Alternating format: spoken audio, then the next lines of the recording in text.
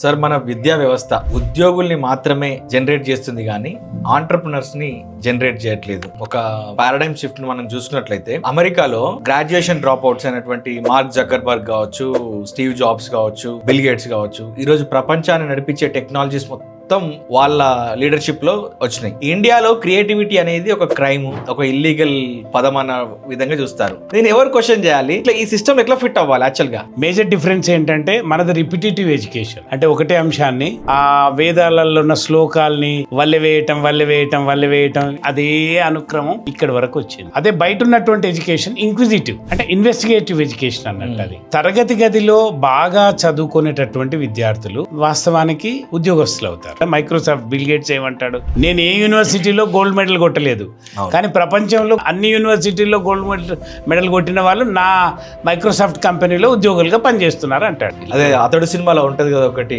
ఏం చేస్తున్నారా మన వాళ్ళంతా అంటే సునీల్ చెప్తాడు, బాగా చదువుకున్న వాళ్ళందరూ టీచర్లు అయ్యారు, చదువురాని వాళ్ళంతా స్కూల్ పెట్టుకున్నారా అని చెప్తాడు ఆయన.